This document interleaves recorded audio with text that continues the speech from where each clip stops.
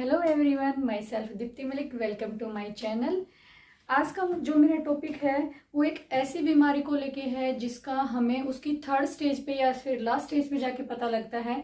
हालांकि जो सिम्टम्स हैं या उस बीमारी के लक्षण है वो तो शुरुआती स्टेज पे ही दिखाई देने लग जाते हैं शरीर के अंदर, बट उन लक्षणों को हम क्या कर देते हैं, अनदेखा कर देते हैं। अनदेखा करने के पीछे भी शायद एक रीजन होगा, या तो हम उनके बारे में जानते नहीं हैं, अवेयर नहीं है कि जो हमारी बॉडी के अंदर ये चेंजेस आ रहे हैं या फिर हमारे शरीर में ये जो बदलाव आ रहे हैं ये किस बीमारी की तरफ इशारा कर रहे हैं। तो मैं आज आपको उन सभी लक्षणों के बारे में, उन सभी सिम्टम्स के बारे में बताऊंगी कि इस बीमारी के शुरुआती लक्षण क्या क्या होते हैं। तो आज का जो मेरा टॉपिक है वो रहेगा किडनी फेल्योर, कि जो गुर्दे हैं वो फेल होते हैं या वो अपना काम करना बंद कर देते हैं। तो उनके शुरुआती लक्षण कैसे होते हैं, कैसे पता चलेगा कि हमारे शरीर के अंदर जो किडनी है या फिर गुर्दे हैं उन्होंने काम करना क्या कर दिया है, बंद कर दिया है, या धीरे धीरे उनकी फंक्शनिंग जो है वो क्या होती जा रही है, कम होती जा रही है। इंडिया के अंदर एक्चुअली क्या है, हमारे भारत देश में हर एक घर में या तो बीपी का मरीज मिलेगा या फिर डायबिटीज का, शुगर का मरीज मिलेगा, जिस हर एक घर में यानी एक ऐसा पर्सन मिलेगा जिसको या तो फिर क्या होगी, ब्लड प्रेशर की प्रॉब्लम होगी या फिर डायबिटीज, या जिसे हम हिंदी में बोलते हैं मधुमेह, या फिर शुगर की प्रॉब्लम होगी। इन दोनों प्रॉब्लम्स की वजह से ही क्या करती है, किडनी फेलियर की जो प्रॉब्लम है वो जनरेट होती है, वो पैदा होती है। तो आइए हम पढ़ते हैं। किडनी फेलियर के बारे में पढ़ने से पहले हम ये जान लेते हैं आखिर हमारे शरीर में जो ये किडनी है इनका काम क्या होता है, क्या फंक्शन परफॉर्म करती हैं, आखिर इनके फेल होने से या इनके काम बंद कर देने से हमारे शरीर पर इसका क्या इफेक्ट पड़ सकता है।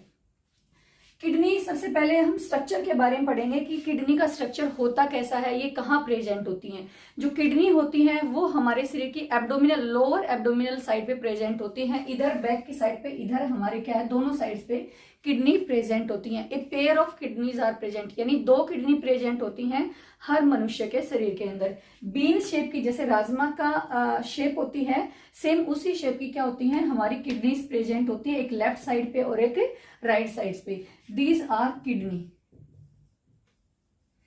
किडनी से एक पाइप निकलती, दोनों किडनी से एक पाइप निकलती है, उसको हम बोलते हैं यूरेटर। और एक राउंड एक थैले के आकार का एक स्ट्रक्चर होता है जिसे हम बोलते हैं यूरिनरी ब्लैडर। आखिर मैं आपको यहाँ पे ये स्ट्रक्चर्स वगैरह क्यों समझा रही हूं, उसके अलावा एक ओपनिंग भी प्रेजेंट होती है, यूरिनरी ओपनिंग जिसे बोलते हैं। मैं ये फंक्शन, मेरा यहाँ पे स्ट्रक्चर समझाने का यहाँ पे मेरा मतलब मोटो क्या है, मेरा एम क्या है। मैं सबसे पहले आपको बताना चाहती हूँ कि जो किडनी है वो हमारे शरीर में काम क्या करती है। किडनी का जो मेन फंक्शन रहता है, हमारी बॉडी के अंदर जो टॉक्सिक सब्सटेंस होते हैं उनको फिल्टर करने का, छानने का काम करती है।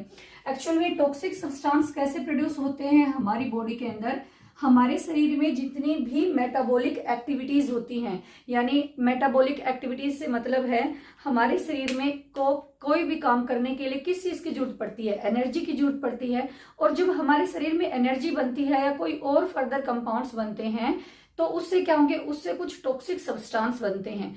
वो टॉक्सिक सब्सटेंस हमारे ब्लड के अंदर प्रेजेंट होते हैं। अगर वो टॉक्सिक सब्सटेंस, हमारे वो जो सब्सटेंस है हमारे शरीर के अंदर ही इकट्ठा होना स्टार्ट हो जाएंगे तो उनसे क्या हो जाएंगी, उनसे बीमारियां होनी स्टार्ट हो जाएंगी। किसी भी टॉक्सिक, या टॉक्सिक का मतलब मेरा यहाँ पे है हानिकारक, कोई भी हानिकारक सब्सटेंस अगर इकट्ठा होना स्टार्ट हो गया हमारे शरीर के किसी भी पार्ट पे तो क्या हो जाएंगी, बीमारियां हो जाएंगी। इसलिए उनका हमारे शरीर से बाहर निकलना क्या है, जरूरी है। और उनको ब्लड से छानने का काम कौन करती है, किडनी, यानी खून से उन हानिकारक सब्सटेंस को बाहर निकालने का, उनको छानने का काम करना किसका काम है, किडनी का काम है।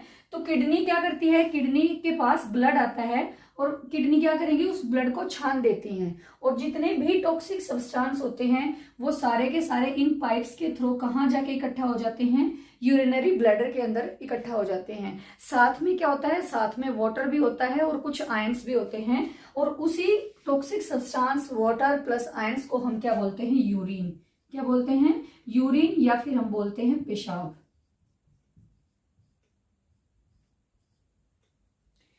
ये तो था किडनी का काम, किडनी का फंक्शंस। अब जब ये किडनी फंक्शन करना, कम फंक्शन करना स्टार्ट कर देती है, यानी हमें कैसे पता चलेगा कि हमारी किडनी हेल्दी है या फिर इसने धीरे धीरे क्या है, काम करना बंद कर दिया है। आइए हम सबसे पहले ही सिम्टम्स के बारे में बात करते हैं। मैंने यहाँ लिखा कि किडनी जिस चीज को फिल्टर करती है उसको हम क्या बोलते हैं, यूरिन बोलते हैं या फिर पेशाब बोलते हैं। तो सबसे पहला ही जो सिम्टम्स आता है उसको वो होता है यूरिन आउटपुट। यूरिन आउटपुट का मतलब क्या है, सबसे पहले रात के टाइम पे जिस पेशेंट में ये बीमारी होनी स्टार्ट होती है उसको होगा क्या, वो रात को बार बार उठ के जाएगा पेशाब करने के लिए, या फिर क्या होगा, दिन के टाइम में उसको बहुत ही कम मात्रा में पेशाब आएगा, यूरिन का जो आउटपुट रहेगा वो बहुत ही कम रहेगा, 500 ml से भी कम रहेगा, या फिर बहुत ही ज्यादा रहेगा। जो नॉर्मल आउटपुट होता है, नॉर्मल पेशाब की जो मात्रा होती है शरीर के अंदर वो नहीं रहेगी, या तो बहुत ही कम होगी या फिर बहुत ही ज्यादा होगी। ज्यादा कितनी हो सकती है, 4 से लेके 5 लीटर तक हो सकती है।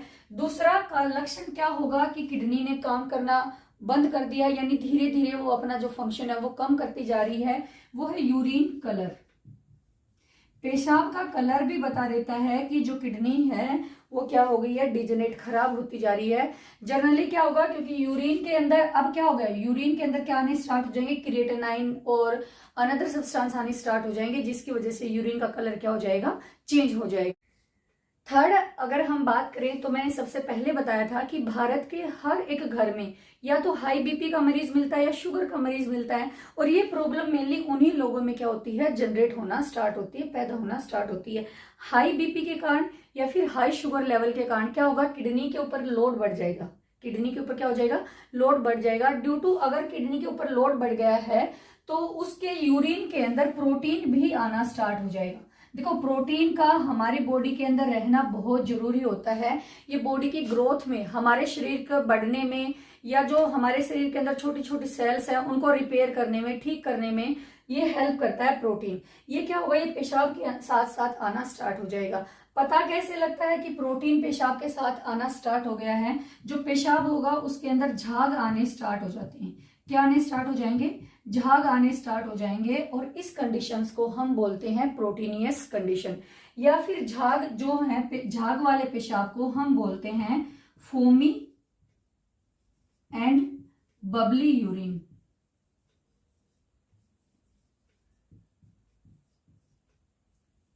ये सारी कंडीशंस जब पेशेंट के अंदर जनरेट होना स्टार्ट हो जाएंगी तो क्या होगा, जो किडनी है मेनली वो हीमोग्लोबिन के लेवल को मेंटेन करके रखती है। हमारे शरीर में हीमोग्लोबिन का काम क्या है, हीमोग्लोबिन क्या करता है, ऑक्सीजन के ट्रांसपोर्टेशन में हेल्प करता है। ऑक्सीजन क्या करती है, ऑक्सीजन एनर्जी क्रिएट करने में हेल्प करती है, यानी जो हमने खाना खाया है उसको तोड़ने में हेल्प करती है। जो खाना हम खाते हैं उसको तोड़ने में ऑक्सीजन हेल्प करेगी, और जब खाना टूटता है तो क्या मिलती है, एनर्जी मिलती है। तो यहाँ पे क्या हो रहा है, यहाँ पे जब हीमोग्लोबिन का लेवल कम हो रहा है, किसका लेवल कम हो रहा है, हीमोग्लोबिन का लेवल कम हो रहा है। हीमोग्लोबिन का लेवल कम होगा तो क्या होगा, उससे एक एरिथ्रोपोइटिन नाम का सब्सटेंस होता है वो भी कम हो जाएगा। जब दोनों चीजें कम हो रही हैं वहां पे तो क्या होगा, उसको थकावट महसूस होनी स्टार्ट हो जाएगी, उसको वीकनेस, जो पेशेंट है या फिर जो रोगी है उसको क्या होगा, थकावट महसूस होनी स्टार्ट हो जाएगी।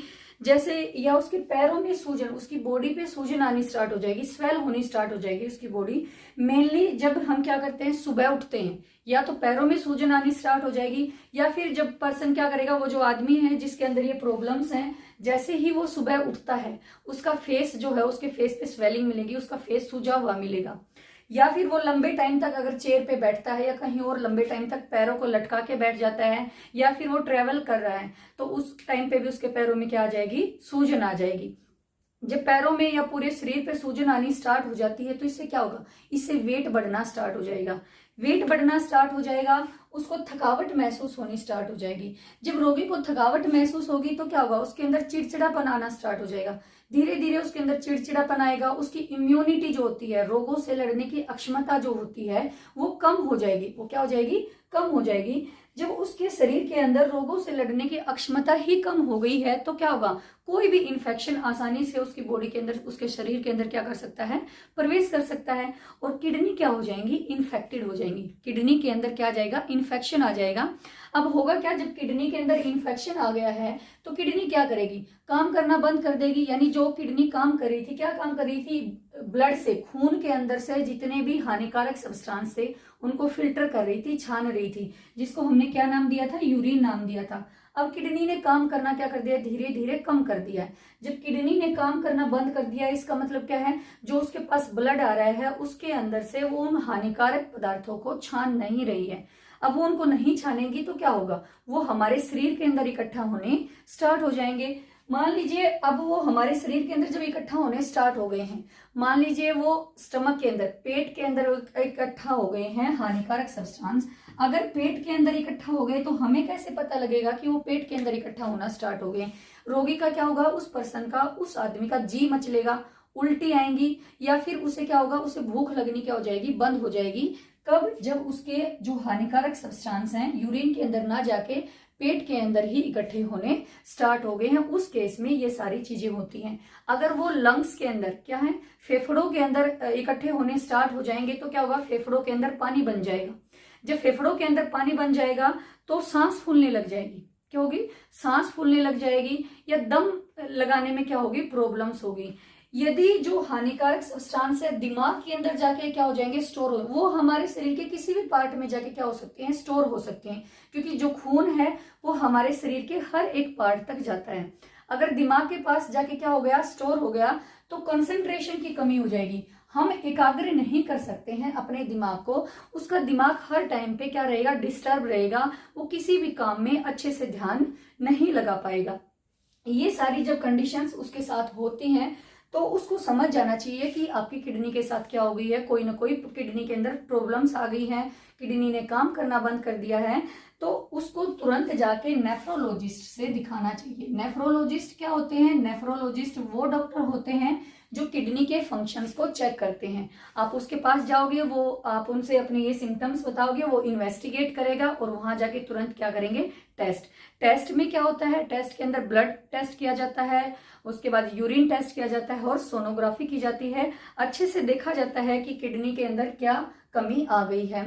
अगर बात की जाए कि इस टाइम पे क्या पेन किलर लेना सही रहेगा, तो इस टाइम पे पेन किलर कभी भी नहीं लेने चाहिए। हमें एक अच्छे डॉक्टर से दिखाना चाहिए, उसी की सलाह पे दवाइयां लेनी चाहिए। अगर आपको थकावट महसूस हो रही है या ये सभी सिम्टम्स आ रहे हैं तो हम सोचते हैं कि एक पेन किलर ले लेंगे उससे काम चल जाएगा। नहीं, हमें कभी भी ऐसा नहीं करना चाहिए। हमें एक नेफ्रोलॉजिस्ट से जाके दिखाना चाहिए, अपना अच्छे से चेकअप करवाना चाहिए। उसके साथ साथ हमें एक्सरसाइज भी करनी चाहिए, ब्रीदिंग एक्सरसाइज भी करनी चाहिए, योगा करना चाहिए, मेडिटेशन करना चाहिए, ताकि जो ये हमारी प्रॉब्लम्स है वो अच्छे से क्या हो जाए, धीरे धीरे करके ठीक हो जाए। ये सब था किडनी फेल्योर्स के बारे में। आई होप आपको मेरी द्वारा दी गई सभी इंफॉर्मेशंस अच्छी लगी होंगी। अगर आपको ये इंफॉर्मेशंस, ये सभी जानकारी अच्छी लगी हैं तो इस वीडियो को लाइक कीजिएगा, शेयर कीजिएगा और मेरे चैनल को सब्सक्राइब कीजिएगा। Thank you.